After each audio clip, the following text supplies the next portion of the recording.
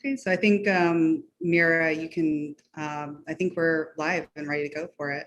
Great. Well, hi, everybody. Welcome to BIPOC Directors Collective's annual conference. I'm Mira Aduda. My pronouns are she, her. I'm the founder and executive creative director of Red & Co., a boutique consultancy that helps brands make a larger and more meaningful impact on society. As a Lebanese and Palestinian immigrant in Portland, Oregon, I recognize that I'm on the unceded lands of the Clackamas and Multnomah and tribes of the Grand Ronde and other tribes that have made their homes along the Columbia River. I was a speaker at the conference last year, and I'm honored to be the moderator at this year's conference.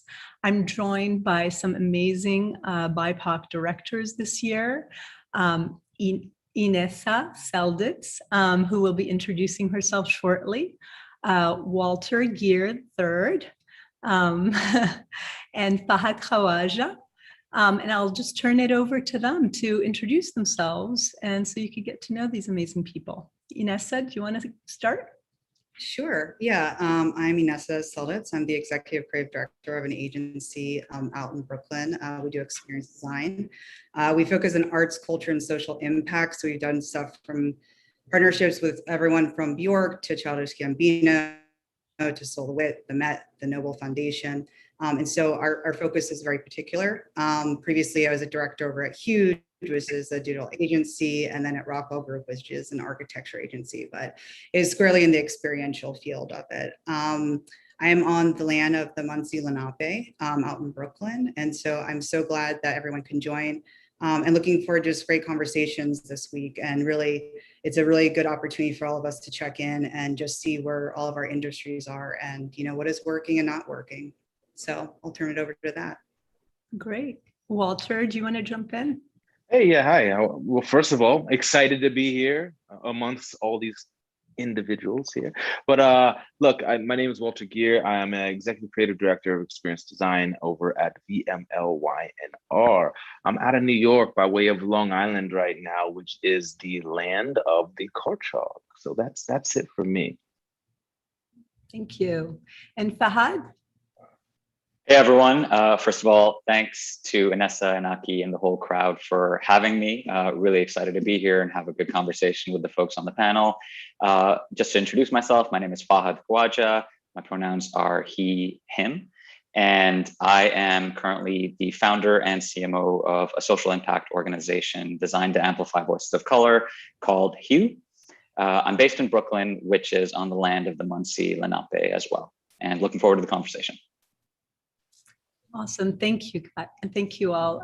So let's start becoming a BIPOC director. How did you get there? As we've seen across industries, BIPOC representation has been, especially at leadership levels, has been stubbornly low.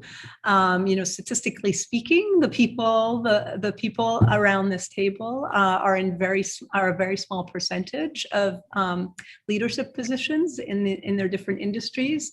What do people not tell you about what it takes to get a seat and then keep a seat at the table? Walter, do you want to jump in? Sure. I mean, look, we'll start by, and it's funny because we were just having this conversation a minute ago. Let me explain for a quick second the lack of at least Black creatives in a holding agency. So most of us know what a holding agency is, right? There's like 5 of them. They essentially own most creative agencies across the globe.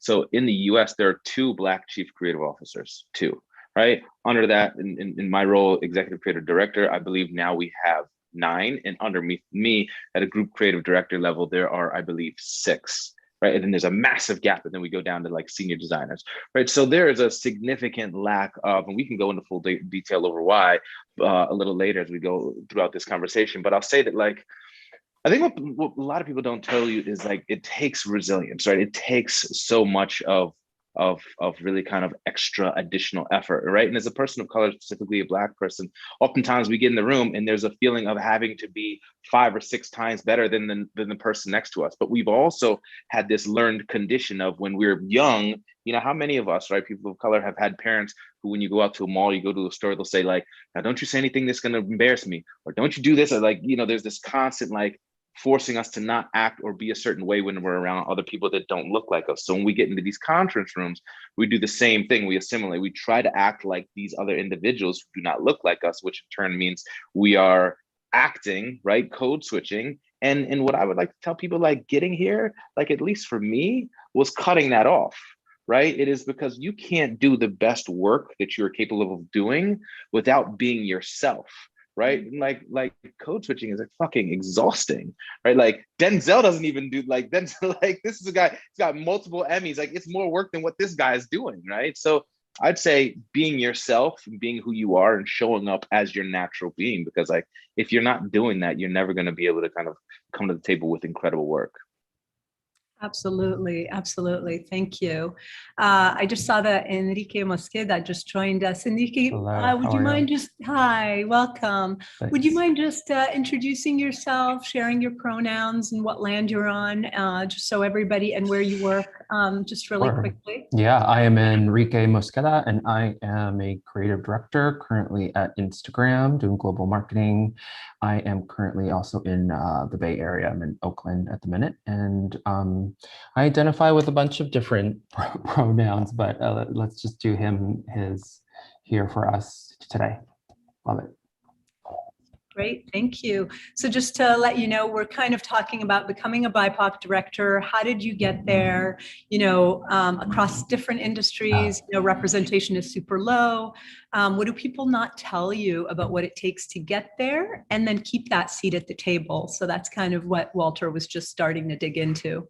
Yeah, I mean, it's so complicated, and I'm sure you touched on this already. It's like so multi-layered. It's the environment that you're in, right? It's also your upbringing and your journey as a queer brown person entering a predominantly, I would say, white male-driven space. It wasn't pretty, but I think, you know, one of the things that did, I think, help me perhaps be more palpable was the way I looked. You know, entering this business, my look was very particular. I had, you know, bleached hair, and I had earrings and nose piercings and dressed a certain way. I think that helped my career to some degree, because I think it helped people just look at me as a character. But as I got older and moved on through the lens of that, it actually made it quite difficult. So I noticed that the older I got, the sort of worse off it got. So you know, folks, I think, deal with this in a variety of different ways. I chose to go the route of extracting myself out of the environment for a bit and going freelance. And I was freelance for quite some time. Part of my learning from going freelance and extracting myself out of that was that I felt like it also hurt my career, because I think once I was thinking, okay, well, I need to go back in and jump into the flames, it made that quite hard. It made that quite hard, and that's something that I don't think people really talk too much about. While, you know, being on the other side of a screen or being a freelancer working elsewhere helps you as a person of color get more work. That also helped sort of, I think, at least for me, it hurt me quite a bit. You know, and something that I just need to say, you know, out loud, because, you know, as I'm reliving some of this, you know, a lot of the times as a contractor, when I would go into meetings, a lot of companies thought I was the messenger. And that's just the type of environment that you know, that we're sort of in, and that kind of starts to paint a little bit of a picture of the industry. So if folks see me as the messenger and I'm actually there to do a job, I mean, that tells you quite a bit. You know, it's so interesting just listening to you and listening to Walter. There's this thing that kind of pops to the surface for me, is this idea of being yourself can both be like an advantage and a disadvantage, right? Like kind of coming with your full self can actually help you, you know, in your industry and in your job, but also sometimes can hurt you. Maybe, Inessa, you could kind of touch on that a little bit and kind of just from your experience, how you've navigated that and how you've kind of leaned into being yourself, and when you felt that that was welcome and when it wasn't welcome. Whoops, I think you're on mute. Yeah, thank you. I think that's a really good question. And I guess and I'll definitely touch upon that. I think making the jump, I think there's a really critical period in a person's career that goes from senior to director. And I've thought about this a lot because I think it's one of the most unspoken periods that, especially as BIPOC, you don't have a lot of information because a lot of it is kind of inside ball stuff. And I think when you make that jump from senior to director, it's essentially being at the top of your craft, to leading teams, to overseeing client relationships, to being responsible for a budget, at a certain point being responsible for the business as well. And I think that first step in is essentially presenting to other people. And I think that, I don't know about all of you, and I'm curious to hear what you think, is that I used to work in architecture. And so the client side is very traditional in terms, and like we were talking, very traditional kind of client set. And so I remember one meeting I had, it was a very important meeting. It was like 25 executives deep on their side, like the top people. It was our full team. And we get into the meeting and it was kind of like a make or break thing. It was one of those things where if it doesn't go well, it's going to go really badly. And like teams have gotten like thrown out of rooms kind of a thing. And so there's a lot of pressure going in. I walk in, I didn't realize there was going to be 25 people on their side.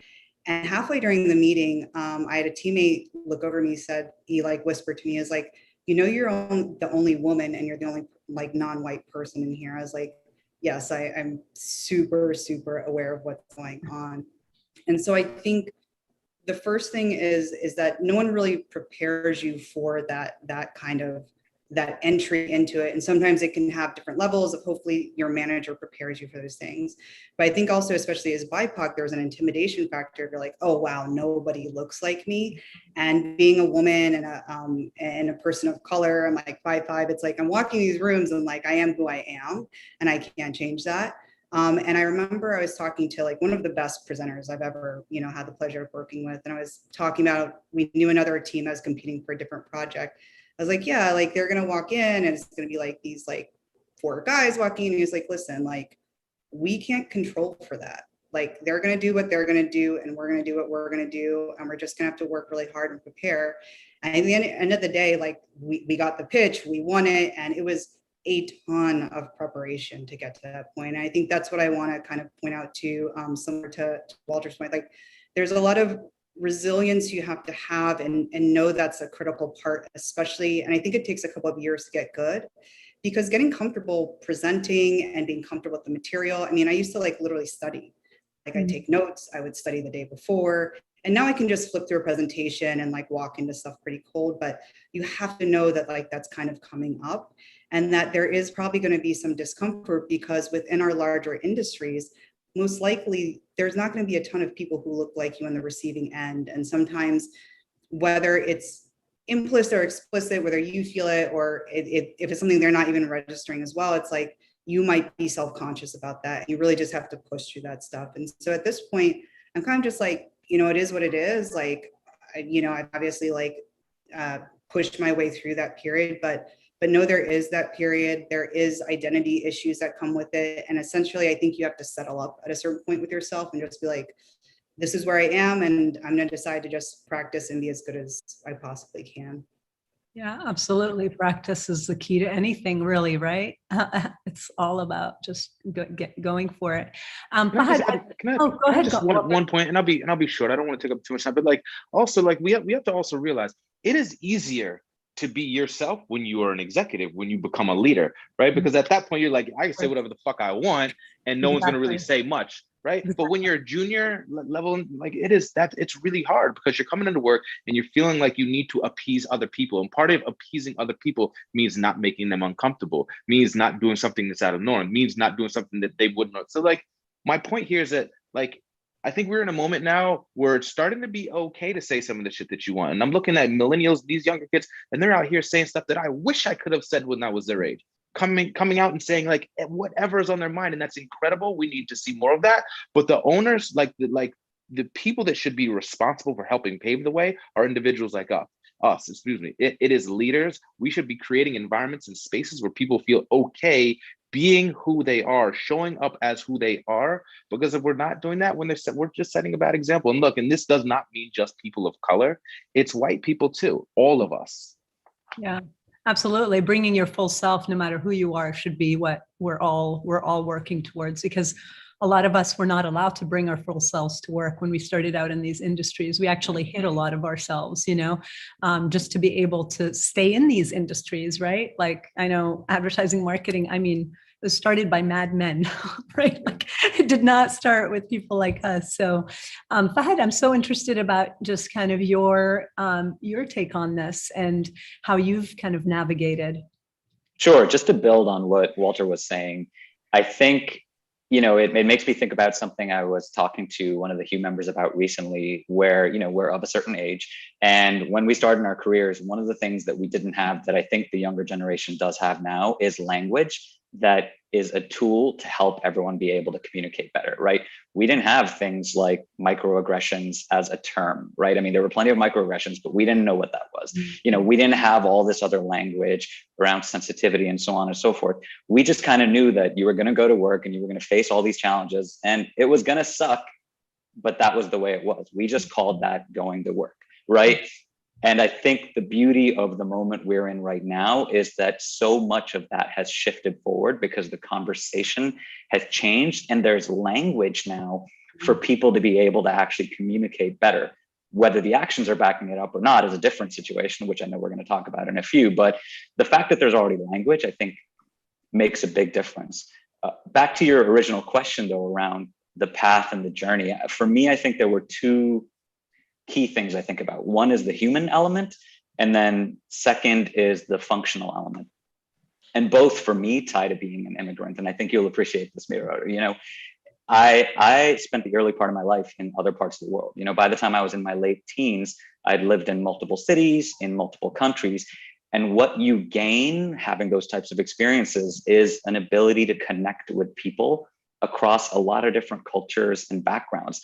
And so I think I had that as an advantage coming in, not to say I was a chameleon, but I was able to understand different perspectives from different backgrounds. I was able to communicate with people who might be more creative, more business, older, younger, this or that or the other, whatever it was. For me, I think that was a fundamental personal factor that helped. In terms of the functional, I think what people often don't tell you is that depending on the people you're reporting to, depending on the people they're reporting to, they often look to someone to replicate their journey, right? And so if the person you're reporting to had like a very straight line, linear sort of growth trajectory, then they're going to probably promote and highlight people who are similar to them, right? And it's natural, right? People have an affinity for folks who are like them or have similar values, similar approaches. No one really tells you that coming in, right? And so as you're trying to connect with different folks and navigating functional expertise, those are things people don't think about. For me personally, I always had a lot of diverse interests and I wanted to get diverse experiences. So for me, a linear path, frankly, was boring. I didn't really want to do that. You know what I mean? It was more of a zig and a zag, but because of that, it made it harder, right? It would have been much easier to be like, hey, that person has had my journey. I'm going to align myself to them and, I'll follow that path. So I think that's something people don't talk enough about. It's that the natural fact is people tap into their networks, they tap into people who are like them, and eventually they're fishing in the same pond, which grows into the sea of sameness. And then everyone's surprised that there isn't diversity in the mix. Yeah, it takes effort. It takes so much, like you have to work to diversify your pool of talent, of people. Like it's so easy to do what's comfortable and it's so hard to push yourself. And that is like, I feel like that it's like pushing yourself is what gets to amazing work, amazing time, brilliance. But so many people are just so comfortable staying where they are, which brings me to, this past year, we've seen a lot of companies, make public commitments to anti-racism. Have they held themselves accountable? Have they made progress? Have things changed a year later? I'd love to know what you all think. Enrique, do you want to jump in? Sure. Yeah. I mean, I think some have. and I think the ones that have stand out in really, really great ways. But I think, I think a lot of companies, not too different from the current situation that we're in right now with Pride Month. You reskin your logo with a rainbow for the month, and your job's done. So I think there's still a little bit of that. I think the companies that probably are doing the most work are probably the ones that aren't as public. The ones that are doing the day-long seminars on anti-racism, unpacking what Juneteenth means to folks, and understanding the nuances of intersectionality, which is something that folks don't really talk about. So I would say it's probably the brands that aren't, beating their chests about it that are probably doing the most work, but at the same time, those are the ones that are the most quiet. So it's probably 50-50. Yeah, My take. Here's my take. And I'm gonna just be very frank, right? Like and I say this quite often, right? So I apologize if someone's heard me say this 16 times already, but like when the Me Too movement happened, right, and white women owned that space, right? The change that happened to them was overnight, like overnight, right? So when we're talking about what's happening now, we're talking about the conversation around diversity. There is barely minimal movement in comparison to what we saw happen, a few years ago. So I think part of this is because there's no fear behind the movement of diversity, right? Like men were shitting. They were like, oh my God, I don't want to be next. Let's change this shit really fast, like right now, right? And there's none of that happening now around diversity, right? There's no fear. What's going to happen, right? But so I think that there's some people making some change, right? But the bigger problem is the lack of transparency, right? When you come out and say, we're going to put up 15 million or $30 million, okay. So a year later, can we know where some of that might have gone? Right. And look, I talk about this all the time. I'll be very clear. I get and understand that a lot of this stuff doesn't happen overnight. When you have a company that's 10, 15, 20, 50,000 employees, do you know how many hires that takes to make a ripple, right? In that data and those numbers, right? So for me, it's about when I join a call, I want to see other faces that look like mine, right? I want to see a diverse set of individuals when I'm actually doing the work or we're going out to do any work.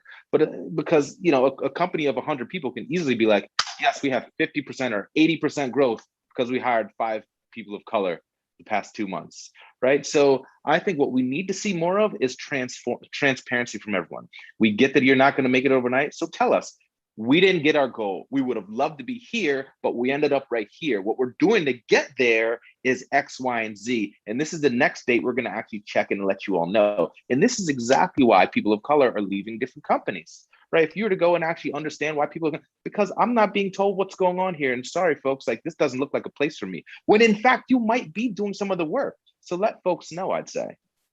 Yeah, absolutely. Ines, can I jump in actually? Oh, Sorry, yeah, real please. quick.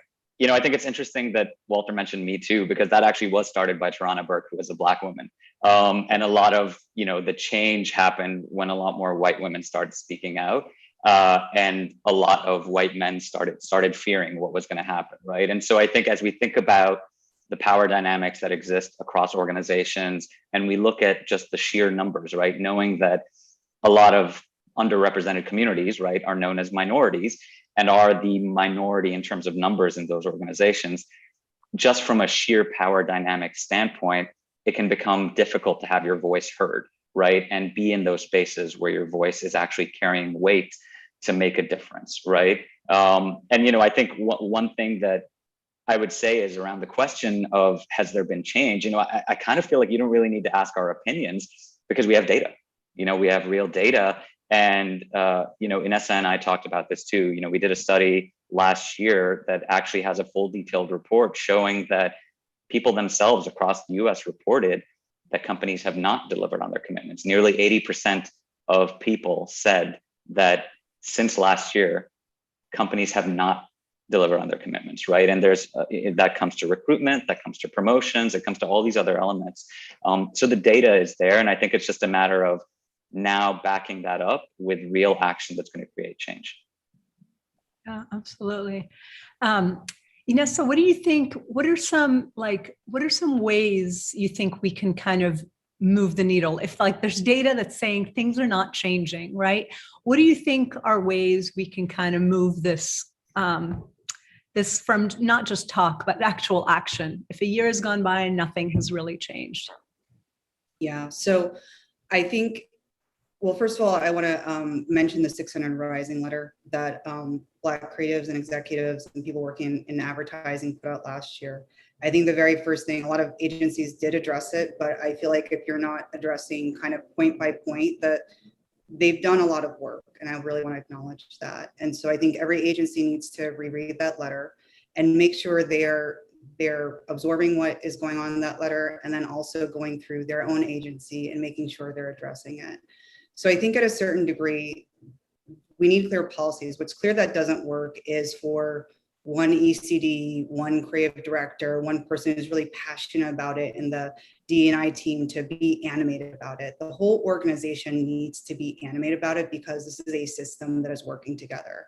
So I think at a really high level, you need to set a philosophy. And I think each agency needs to have a clear philosophy about why they're doing it. I'd say personally for me, if my bosses, I just joined my company a couple of months ago.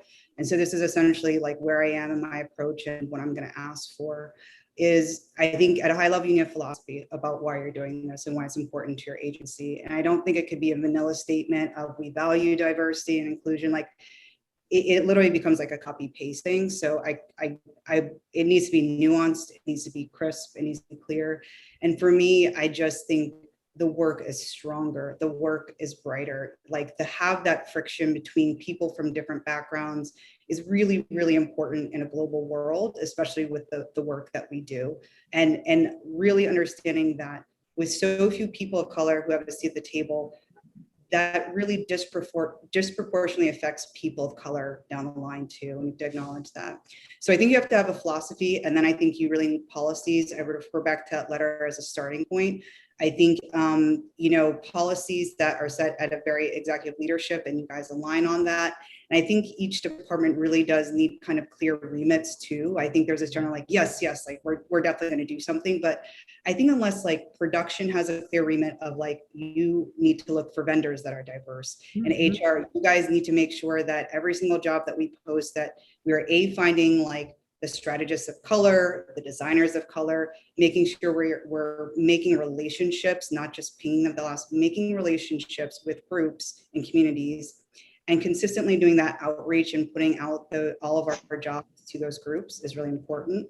I think you need to audit yourself. I think that's a really hard thing to do for companies because I think it's frankly embarrassing. And I think the most obvious way to do that is, and I was at a place, and this is kind of like when I joined like in a leadership capacity, and I saw like an org chart, but all the org charts had headshots with it.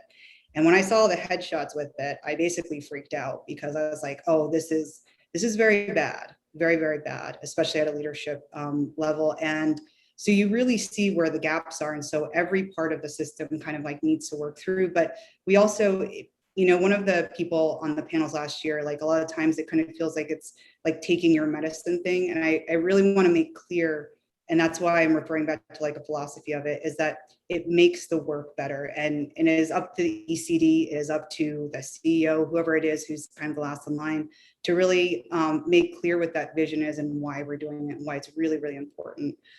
So I'd say that's kind of the thing. I'd say what's working, I've been there for a short amount of time, is making those outreaches with communities and being involved with them. Like Hugh, like a quick example from Hugh, which Fahad organizes, is we really need a very specific skill set for kind of campaign marketing. I put a request out in the group, and I had literally a ping with a resume of someone who seemed pretty aligned within 5 minutes. We need to innovate on this. Like this traditional HR structure, we're putting it on, it's going through 50 people, we're going to our networks and our grad schools, it's not working. So we need to disrupt our own systems a little bit and it's clear no one's system is working. So can we just admit that and move on and try and innovate around it? That's where I'd like us to get to, instead of like the paralysis and the fear of like, if we admit that it's not working, like it's clear it's just not working. So let's just move past it. So that's kind of where I am with things. Yeah, thank you.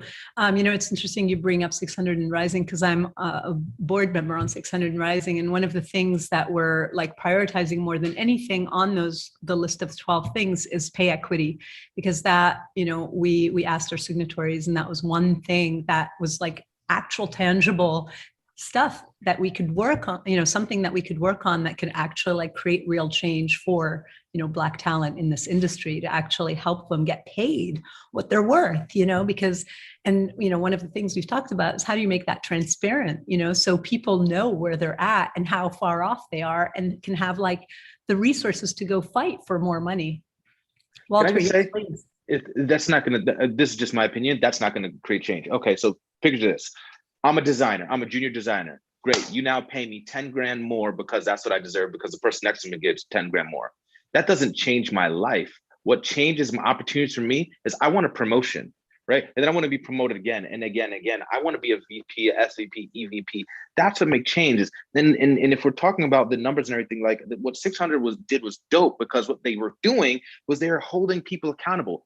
That is what creates change, right? It's the accountability. The data, like whatever, right? It was about the fact that you got thousands of people who came together and said, we want this, and they went public with it, and then so they had to deliver. It's the same thing I did when I had a public conversation. I called out Gary Vaynerchuk. We had a conversation online that ended up getting 3 Black C-suites on his leadership team. I had the same kind of accountability of conversation with my CEO, John Cook, right? Like, we need to have public conversations and hold people accountable, right? And it's people like us who can create that change. I was on a leadership call with Black executives, a dozen of them, and it blew my mind that they were sitting here talking about the fucking data. Like, the data for what?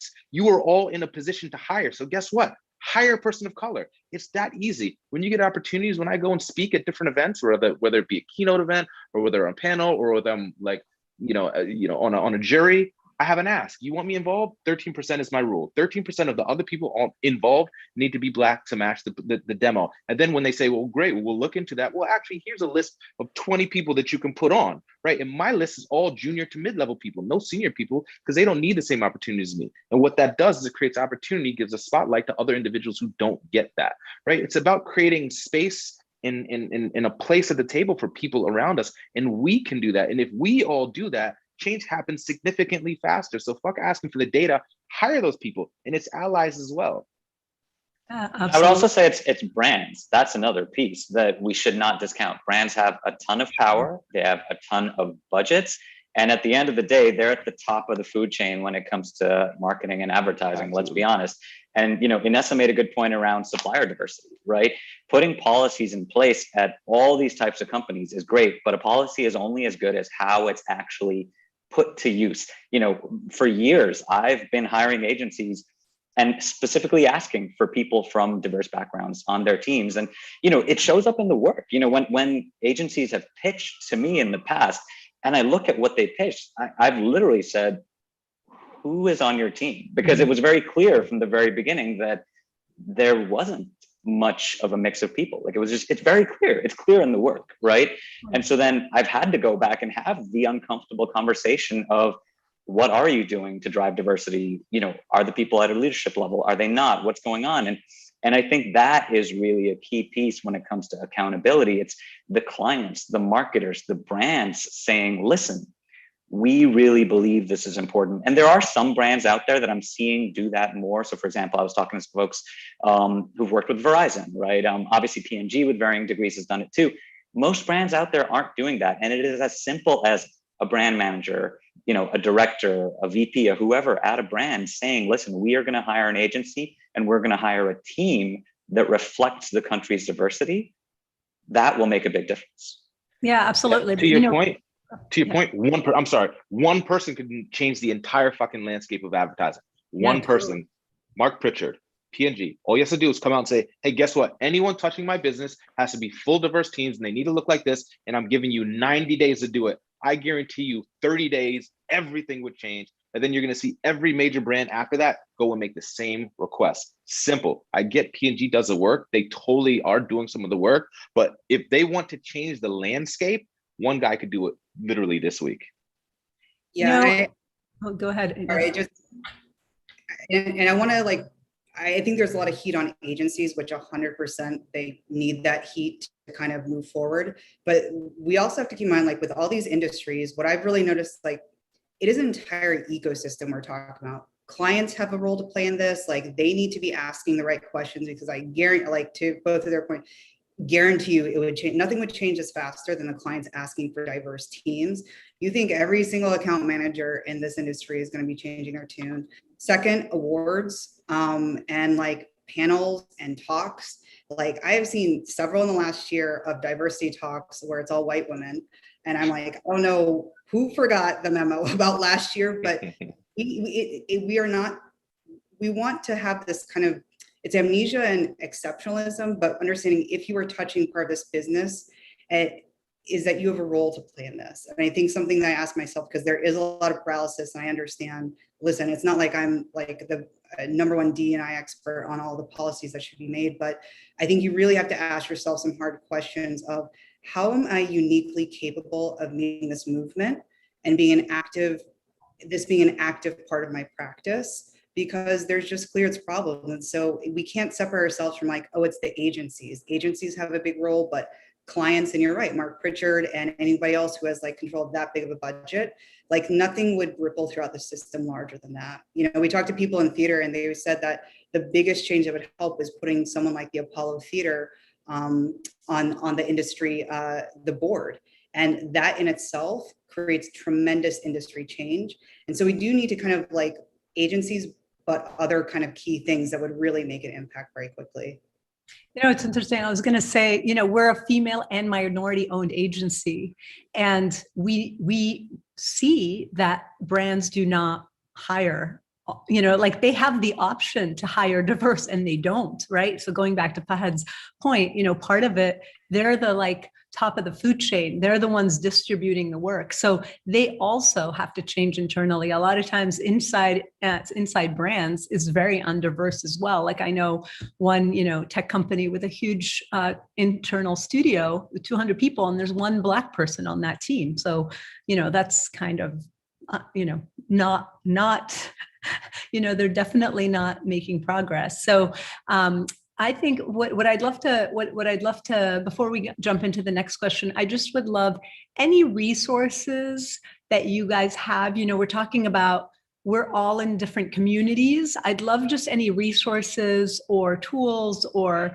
you know, even communities that you're part of that people should know about. I would love to hear about those a little bit before we jump into the next question. So real quick, I launched, Ron Lewis and I launched diversecreatives.com. So it's one of the largest online platforms of creatives of color. There's around like 27, almost 2,800 individuals, creatives on it from across the US, where Facebook, Instagram, like Amazon, Netflix, everyone hires off of this database. I'd say be on it. There is also a resources page there. That resources page has like lists over like 50 other organizations that break down like everything from like different groups of people to this and that to like resume review. Like, so every resource is there if anyone wants to take a look for help. Yeah. Of course, Fahad and Hugh. Yes, there's Hugh, and you know, I'd say like the community itself are great resources who tap into others. I think when you're looking at diversity, there's obviously lots of different types of diversity. It's always important to talk about what you're looking for. There's great groups out there, for example, in tech, like Techeria, and you know, there's Out in Tech, for example. And so there's a number of communities out there. What I think is interesting is I'd love to see all of us working together more. You know, because it seems like almost every week some new community is popping up to meet some unserved or underserved need. And part of why Hugh was built the way it was across BIPOC is because we have a lot of power to come together. If we're actually, you know, a collective, we can actually be the majority, right? And, you know, I think as we think about resources, I would also ask the question of how can we pool our resources? How can we actually create more noise? Because the more noise we create, the more will be heard. And the more quickly we're heard, the more quickly we'll create change and actually make an impact. Absolutely. Inessa or Enrique, do you want to add some? Yeah, I mean, a Scope of Work is a company that I've worked with quite a bit, both in New York and in the Bay Area. I mean, the work that they're doing is absolutely amazing.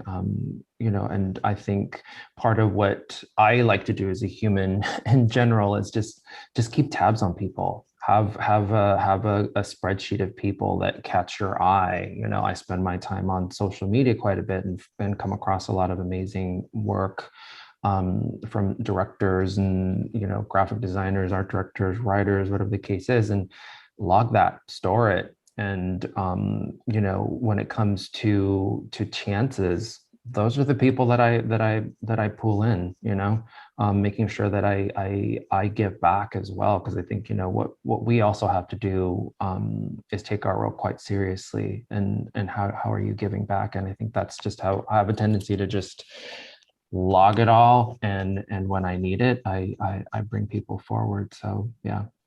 Absolutely. Yeah, I think what I've noticed, so all of those groups I'm familiar with, they're amazing groups. So like Scope of Work, Where Are the Black Designers? Hugh has been amazing for me to tap into. Thank you, Fahad. I know how much work that is. Free the Work, it's not BIPOC specific, but that's important.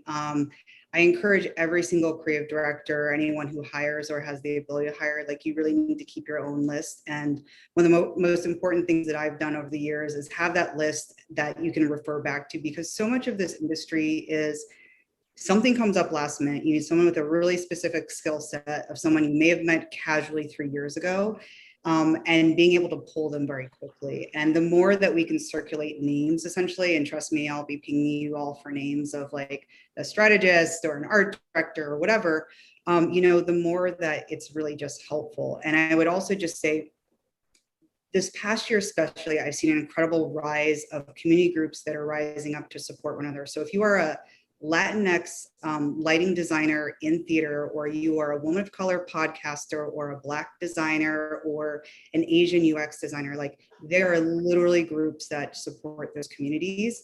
And it is our job, I'm talking to us as directors and people who can hire, and then also especially like our HR and our resource managers, to start bringing forth those lists. And I'm talking, you need to be like, this is like guerrilla stuff. I'm going on Instagram.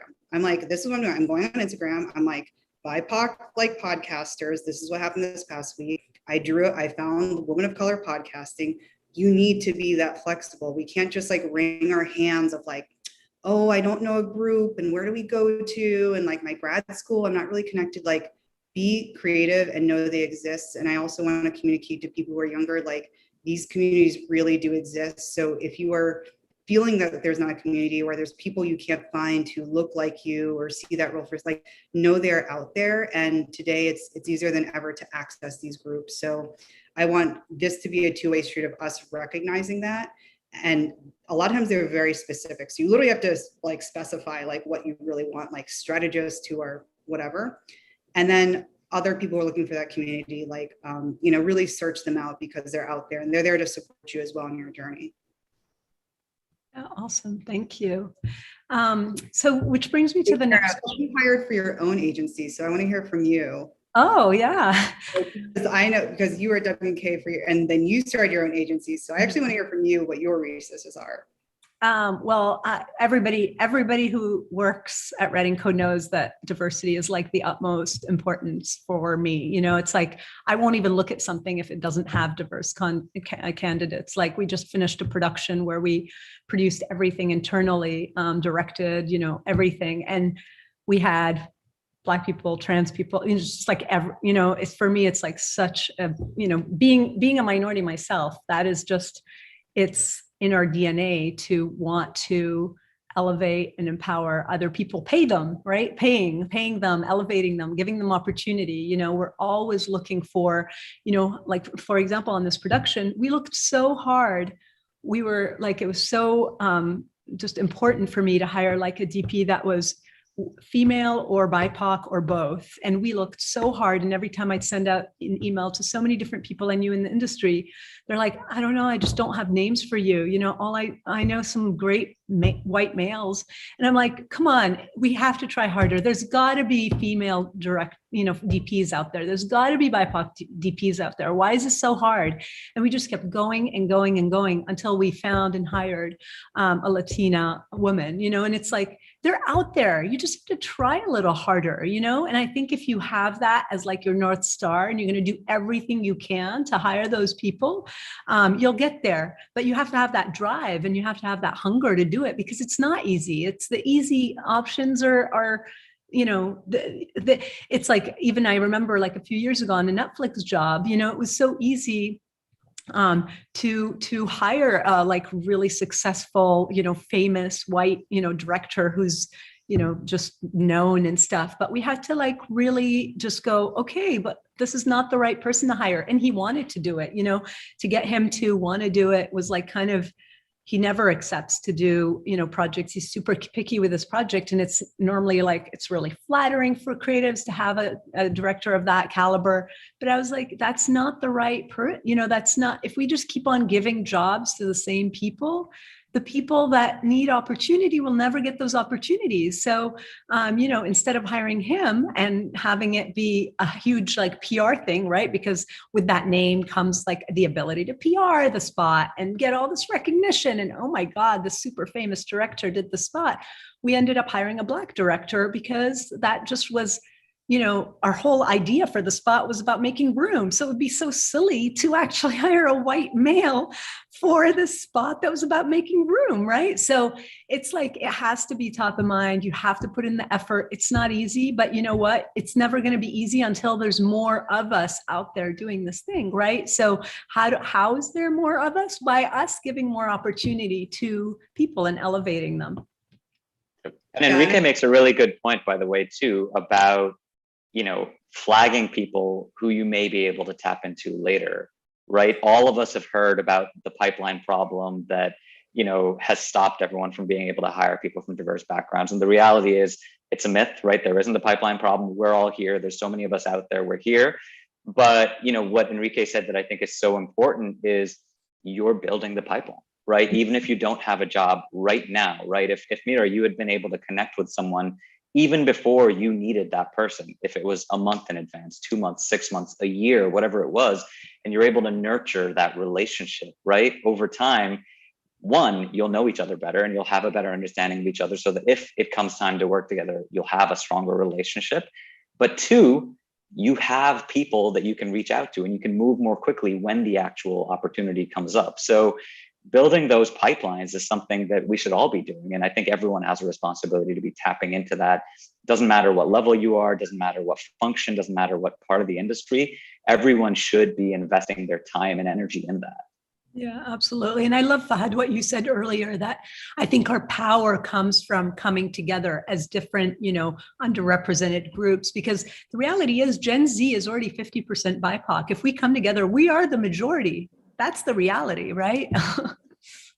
Yeah, and I think once I kind of get someone's position, it is about actively building the pipeline yourself. People complain about the pipeline, but the fact is like part of our days should be, having these quick meetings, 15-minute meetings with people, introducing ourselves, understanding their skill set, and also really explicitly giving them the same leeway and latitude and opportunity that, frankly, I think when you're white, you are given the benefit of the doubt on all steps of like the food chain. I think from the opportunities to your capabilities. And, I almost exclusively had female bosses, and I think they were all white, but I think they were really open to giving me an opportunity to it. And I don't think I saw that position for myself. And the fact that they were like, yeah, sure, just go do it.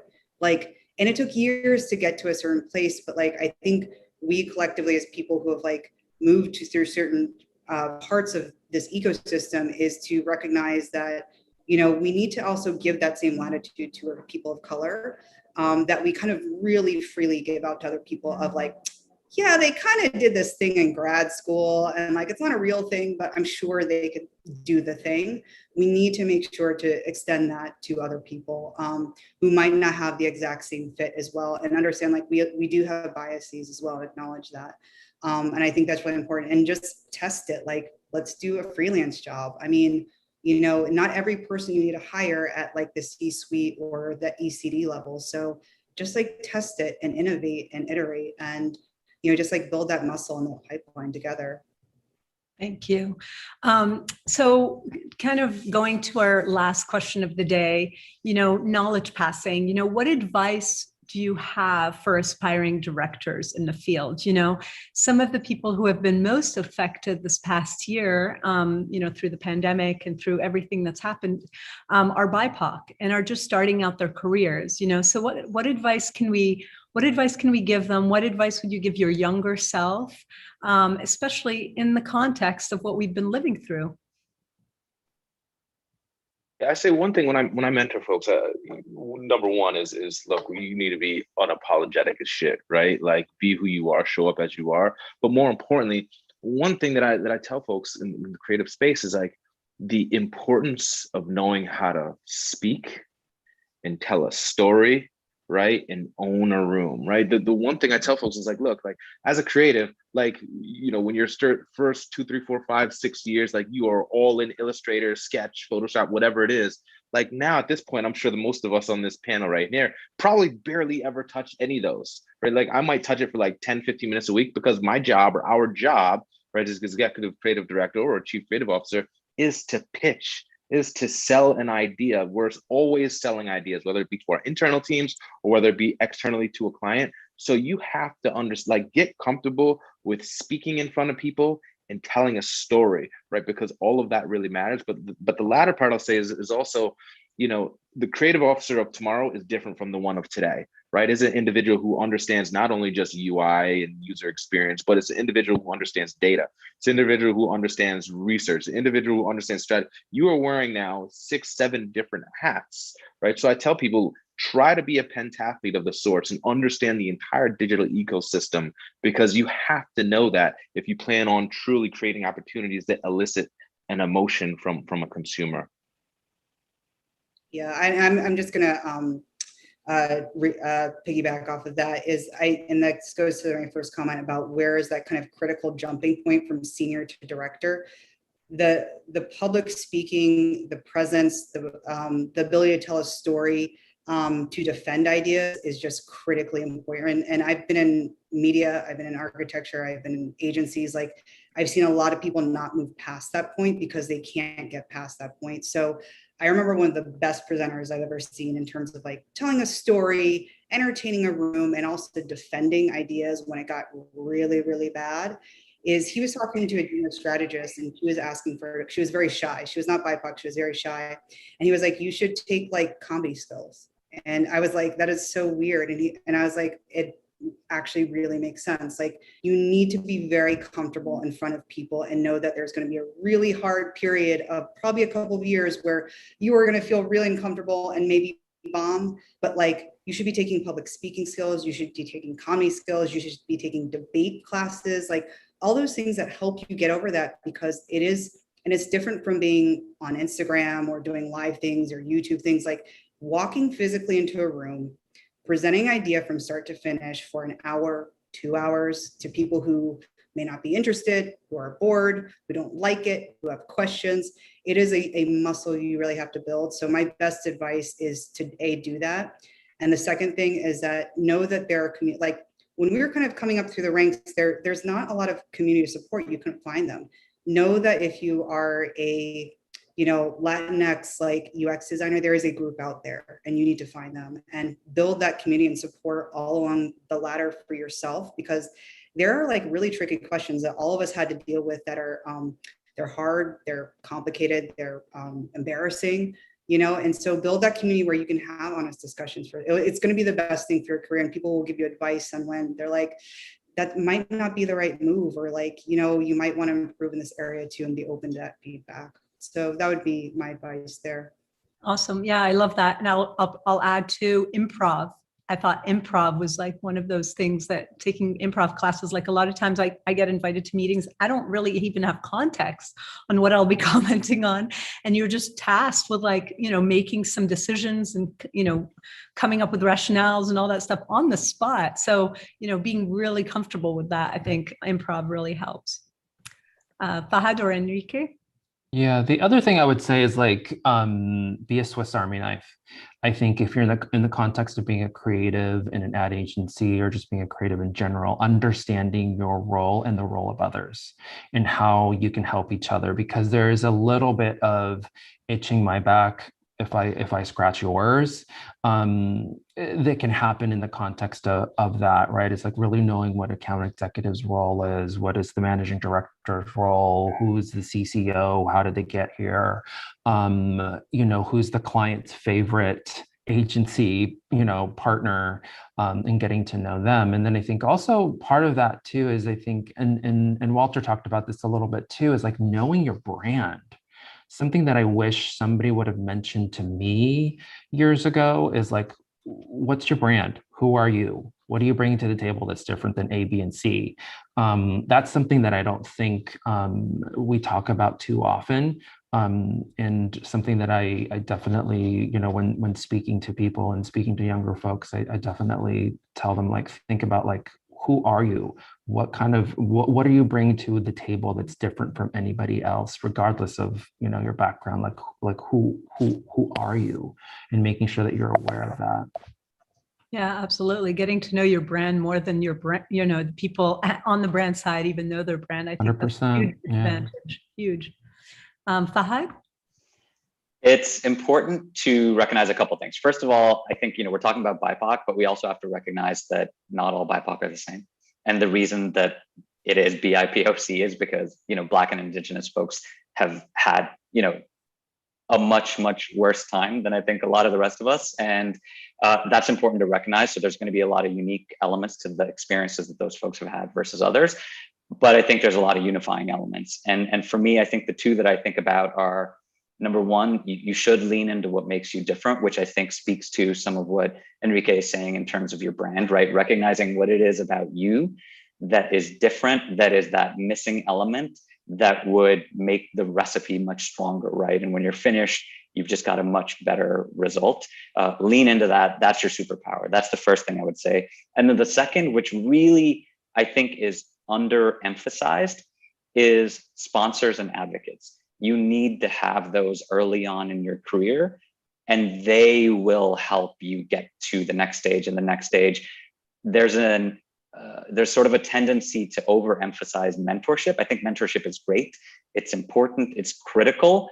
But mentorship only takes you so far. What you need is sponsorship. You need advocates. You need those people who will say your name in a room and say, this is the person that I believe should be promoted into this role. This is the person who should work on this piece of business or this type of project. That is really what you need. And if you can start building those relationships early on in your career with those folks where you have some level of alignment of values and you have a natural affinity, maybe they do have a similar background, maybe they look like you, whatever it might be, maybe they don't. Find those advocates because they will help you kind of throughout your career. And there's really no replacement for that. Yeah, absolutely. And I'll add too, I think the way you find those advocates is to really want to like learn from those people, right? Like go up to those people, pick their brains, let them see how hungry you are. Let them see how much you're really excited about learning what they do. And I feel like people want to take other people under their wing and they want to, kind of raise people in the industry. So the hungrier you are, the more they'll be like, oh my God, I should totally help this young person out, because they'll just see like how relentless you are and how much you're really like all the effort that you're putting in and how hard you're trying. Yeah, and I think that's that's actually a good point, Mary, in terms of it's to show up in the community, like understand, I think every industry is essentially a community of people. Once you're in it long enough, like everyone kind of knows everyone. And so when you're starting off, a lot of people don't have access to obviously certain people or industries. I mean, my dad's a teacher. I didn't know anybody in any industry, but it's one of those things where you're like, involve yourself in the communities, like they're out there, like especially with the last year with Zoom, is like show up to these events, raise your hand, make yourself known, ask questions, because even if if Walter does not have the time to be a mentor for you, he's seeing that you're showing up at different events, you're asking the questions, you kind of are absorbing like what he's saying, and kind of a lot of it is just like cultural in terms of like the language of an industry and understanding what that is and being kind of comfortable in that. And so I really encourage people who aspire to be in a certain place is to just be involved in these communities. I mean, I used to show up all the time at events and I would just be like, it's like, and introduce yourself. And I know that's hard, but you just kind of have to do that. And I feel like it's just a really important step. And, I know we're close to time. So I do, as organizing this, want to thank everyone for joining, because I think one of the most important things is normalizing these conversations. And sometimes they're pretty uncomfortable. And this is great to get to know of you, but like, we really have to normalize these conversations, between us, between our companies, and just be like, listen, these are uncomfortable conversations. We're going to normalize it. It's going to be a part of the muscle. It's just something we're going to have to get used to, because it's just kind of thing going forward. But yeah, I guess that's kind of at time. We are. Well, thank you all for joining. It's been really great to have this conversation. I hope we keep on having more and more of these conversations. I know this year for me has been like, I've been in the States for 20 years and I've been waiting for so long to have these conversations, and I feel we're finally having them. So super inspired. Yeah. Thank you so much. This is everyone. dope. Thank you. Thank you for having us. Thanks for having us. Thank All right. you. Take care, everybody. All right. Bye. Take care. Bye, Bye. everyone.